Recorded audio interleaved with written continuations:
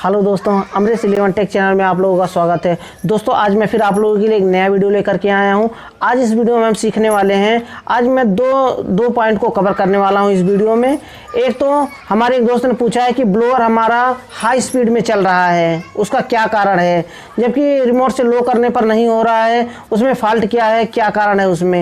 ये तो एक कवर करने वाला हूँ। एक और हमारे दोस्त ने पूछा है क्या हम रेफ्रिजरेंट स्प्लिट एसी हो या फिर विंडो एसी हो, क्या रेफ्रिजरेंट अंदर है सिस्टम में, क्या हम उसे वेल्डिंग कर सकते हैं, ब्रेजिंग कर सकते हैं।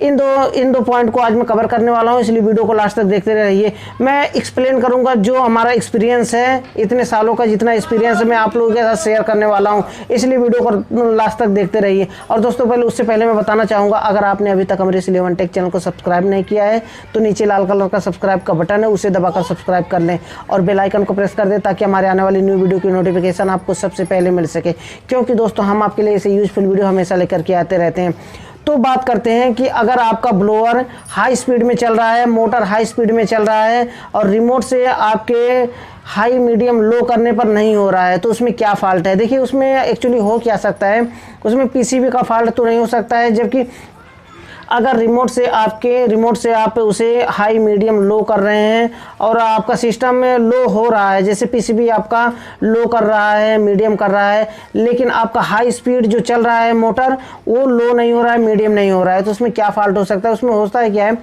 सिंपल से मैं बताना चाहूँगा कि उसकी बैंडिंग में प्रॉब्लम है। ऐसा अगर हाई मीडियम लो रिमोट से हो रहा है यानी पीसीबी काम कर रहा है आपका सही से, output supply high medium low दे रहा है, अगर पीसीबी का प्रॉब्लम होता वहाँ पे तो मीडियम पे करने पर मीडियम में वो मोटर बंद हो जाता, नहीं चलता। अगर पीसीबी में प्रॉब्लम होता तो लो पर करने पर क्या होता, लो पे करने पर फिर भी मोटर बंद हो जाता, वहाँ पर हाई स्पीड करने पर चलता, क्योंकि सिर्फ एक स्पीड उसमें काम कर रहा है। तो इसमें मोटर का प्रॉब्लम है, उसमें हो सकता है मोटर की वेल्डिंग करना पड़े या फिर मोटर नया चेंज करना पड़े। अगर आपकी पीसीबी सही है तो, अगर पीसीबी खराब है तो पीसीबी चेक करना पड़ेगा, और अगर मोटर खराब है तो मोटर को नया लगाना पड़ेगा या तो नया वाइंडिंग करना पड़ेगा उसमें। ये सिंपल सा होता है उसमें। और एक हमारे दोस्त का क्वेश्चन है, आई होप कि समझ में आपके आया होगा। और एक और हमारे दोस्त ने क्वेश्चन किया है कि क्या रेफ्रिजरेंट रहते हुए हम सिस्टम को हमारे कॉपर पाइप को वेल्ड कर सकते हैं, ब्रेजिंग कर सकते हैं। तो देखिए ये सेफ़ नहीं होता है, ऐसा करना सेफ़ नहीं माना जाता है, क्योंकि देखिए उसमें डेंजरस होता है। वैसे तो R22 अगर है, R22 को तो ब्रेजिंग कर सकते हैं। अगर हल्का लीक है, बहुत बारीक माइनर अगर लीक है तो उसे आप ब्रेजिंग कर सकते हैं। लेकिन अगर मोटा लीक है या फिर ज़्यादा लीकेज है, उसमें बहुत तेज़ी से रेफ्रिजरेंट बहुत तेज़ी से बाहर निकल रहा है, या फिर जॉइंट पर अगर जॉइंट पर है तो फिर आप वेल्ड करना ये डेंजरस होगा, ख़तरे से खाली नहीं होगा। और R22 है, अगर बारीक माइनर लीकेज है तो उसे आप ब्रेजिंग कर सकते हैं, कोई प्रॉब्लम नहीं है। लेकिन अगर आपके पास R410 है तो कभी भी गलती ना करें कि सिस्टम में रेफ्रिजरेंट रहते हुए भी आप ब्रेजिंग करें, ये गलती कभी भी ना करें। क्योंकि R410 क्या होता है, उसमें वो ज्वलनशील गैस होता है, उसमें डेंजरस होता है, आग लगने का डर हो सकता है।